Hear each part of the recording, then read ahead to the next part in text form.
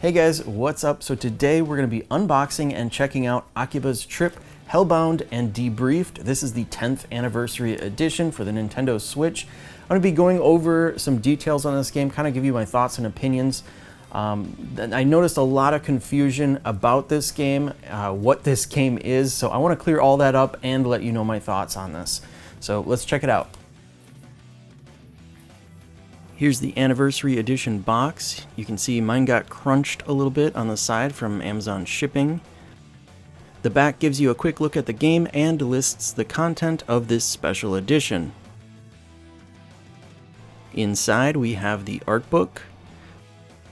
This is a 96-page art book. So we have the introduction, Akiba map,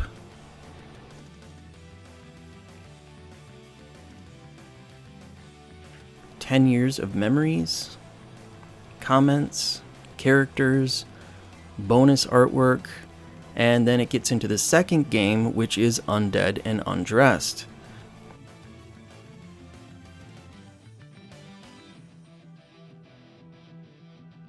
So there's a good variety in here, reading material as well as art. I'm actually a bit late to this game. I meant to order this when it came out, but I forgot. I guess it pays to be forgetful sometimes because now this anniversary edition has a permanent price reduction. It's been marked down to $40 US, which is the same price as the standard edition. I'm guessing they probably want to clear these out now because they take up a bit more space. I bought mine on Amazon, but you can also find it for the same price at the Xseed Games store. This is also available for the PlayStation 4, and from what I read, the PlayStation 4 version doesn't have any additional censoring. When I was reading comments from people, I noticed a lot of people didn't understand if this was a new game or a remake or what.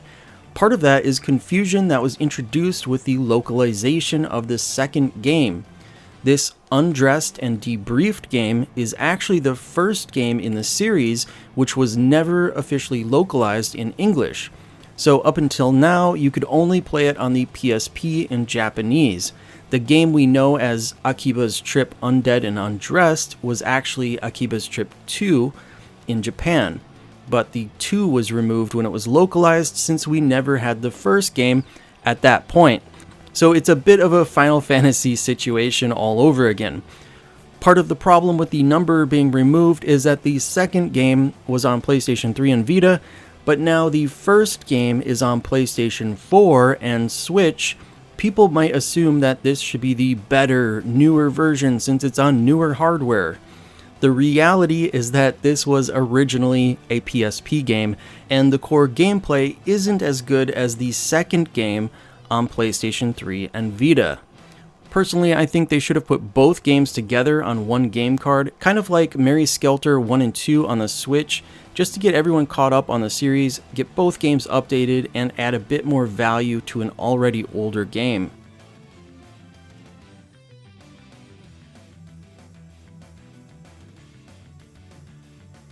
Here we have the game, we'll open that later.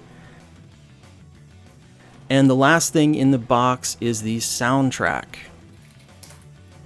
This is a 2-disc soundtrack, 38 instrumental tracks on the first disc and 9 vocal tracks on the second disc. The music is actually pretty good in this game, and I like that the art book covers both the first and second game. So overall, I think the 10th anniversary edition is actually a pretty good value, even at the original retail price.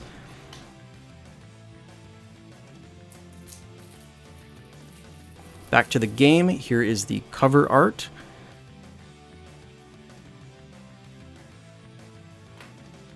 Inside we have a manual. This is a pretty decent sized manual, and it's pretty cool how they make it look like a visitor's guide. So we have a map, and then we have each of the characters introducing you to different areas of Akihabara.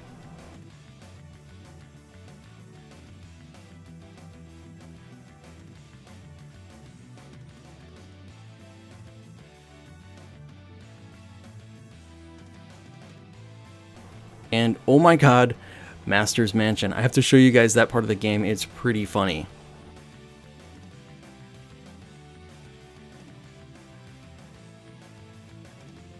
And then we have some artwork.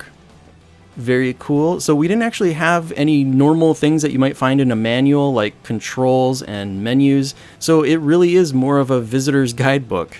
Behind this, we have reversible cover art. On the reverse side, it has the artwork for Akiba's Trip Plus, which was a revised version of the game that was released shortly after the first release. It just tweaked a few things and updated the Akihabara map to include the Sega Arcade. Alright, so on to the game. Now, you should keep in mind this was originally a PSP game. The resolution has been scaled up and there is some sort of smoothing filter applied. Otherwise, the PSP would have had only 272 lines of resolution, which really could have looked pretty horrific on a big screen TV. So in this game, vampires have infiltrated the streets of Akihabara. In order to defeat these vampires, you'll need to strip their clothing off to expose them to the sun's deadly rays.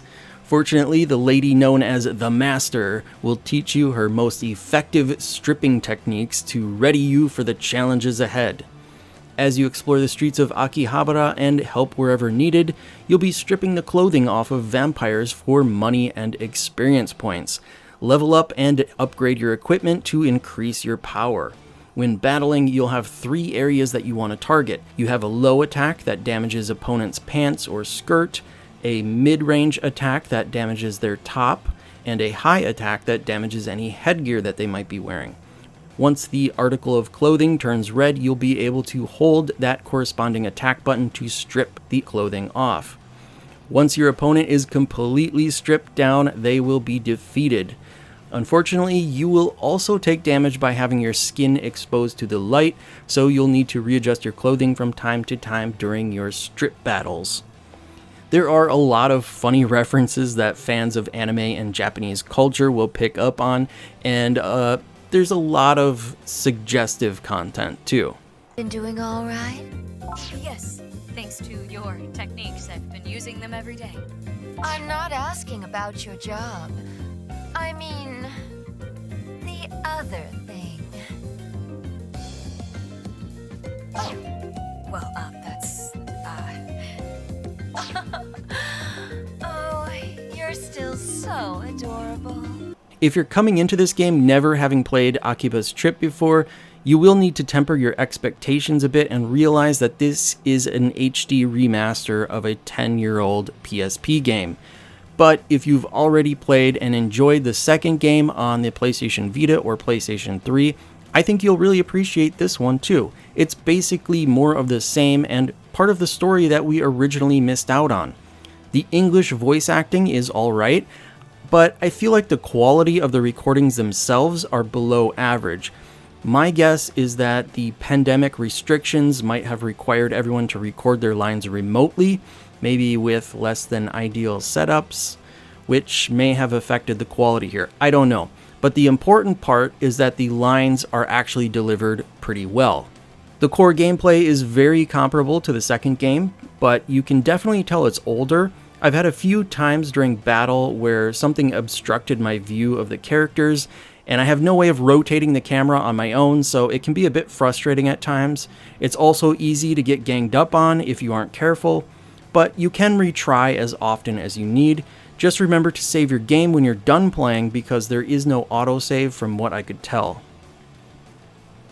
On the Switch, I noticed a few performance dips when there's a lot happening on the screen at once, but overall, it performs better than the second game did on the Vita.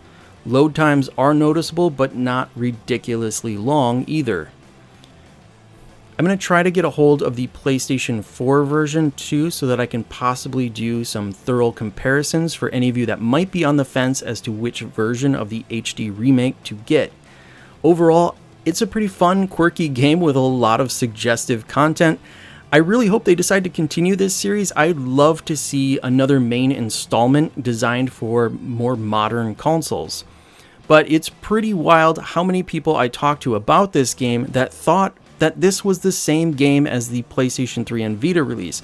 I mean, just look at the game cases here. I can't really blame them. The subtitle is pretty subtle, and there isn't any number here to signify which part of the series it's in.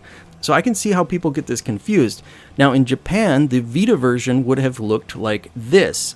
It's a lot more obvious which game is which in the series with the Japanese versions.